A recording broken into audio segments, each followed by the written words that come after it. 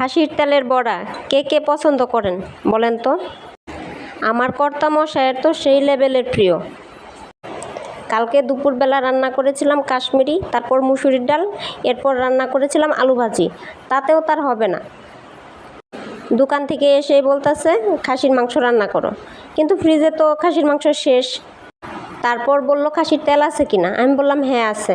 অনেকক্ষণ চেষ্টা করলাম, বটি দিয়ে যুদ্ধ করলাম, তারপরও আমি কাটতে পারলাম না, পুরাটাই ব্যর্থ। অবশেষে আপনার ভাইয়াই হাত লাগালো।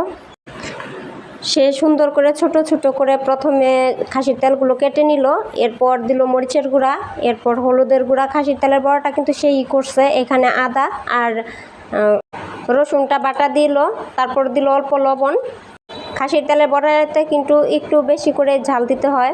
তারপর চালের গুঁড়া দিল, চালের গুঁড়াটা দিয়ে অল্প অল্প জল দিয়ে তারপর মেখে নিবে সুন্দর করে। আমার কর্তামশাই কিন্তু আমার চাইতে ভালো রান্না করতে পারে। খাসির তেলের বড়া বা খাসির মাংস যেভাবে রান্না করে সেভাবে আমিও রান্না করতে পারি না, এতটাই টেস্ট হয়। কিন্তু ওই যে কখনো সে দেখাবে না তার প্রতিভাটা, কারণ সে জানে যে একদিন যদি সে রান্না করে খাওয়ায়, পরদিন বলবো তোমারটাই তো ভালো হয়েছে, তুমিই তো রান্না করো। তো দেখছেন বড়াগুলো কত সুন্দর করে দিতেছে।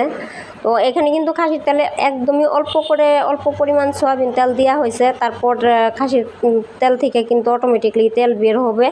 তো আস্তে আস্তে বড়াগুলো দিয়ে দিল।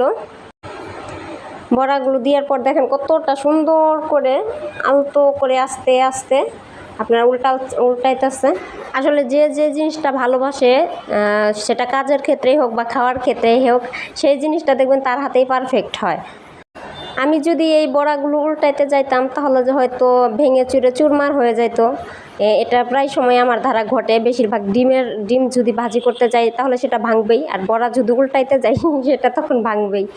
আর কোনোটাতেই কোনো দুর্ঘটনা হবে না, এই দুইটাতেই অ্যাক্সিডেন্ট হবেই। তো তারপর বড়াগুলো কিন্তু এতটাই মচমচে হয়েছিল, আমি কিন্তু একটা হাতে নিয়ে দেখাইতেছিলাম আর খাচ্ছিলাম। একদিকে আপনার ভাইয়া ভাজি করতেছে, আরেকদিকে গিয়ে আমি খাইতেছি। তো এটা কে বলতে পারবেন এটা কি? এটা আসলে এই রেসিপিটা যদি আপনারা চান তাহলে কিন্তু অবশ্যই আমাকে কমেন্টে জানাবেন। এটা কিন্তু আটার কাশ্মীরি। তো কাশ্মীরি রান্নাটা কে কে রেসিপিটা দেখতে চান, আমি কিন্তু অবশ্যই আপনাদের সাথে শেয়ার করব যদি আপনারা দেখতে চান। তো আমি জানি অনেকেই আছে যে ভিডিওটা ফুল না দেখেই জাস্ট অসাধারণ দারুণ কমেন্ট করে চলে যায়, ঠিক আছে? তো এই যে আমি এই প্রশ্নটাই আপনাদের কাছে সবার কাছে রাখলাম, যারা যারা ফুল ভিডিও দেখবেন, ঠিক আছে, আমি বুঝতে পারবো আপনাদের কমেন্টের ধারায় যে এই ভিডিওটা আপনারা পুরোটা দেখতে চান কিনা, মানে কাশ্মীরি রেসিপিটা আপনারা চান কিনা। যাই হোক, কথা বলতে বলতে আমি কাশ্মীরিগুলো ভেজে নিলাম। এটা রেসিপিটা খুব শীঘ্রই আসছে। তো ভালো থাকবেন সবাই, ধন্যবাদ।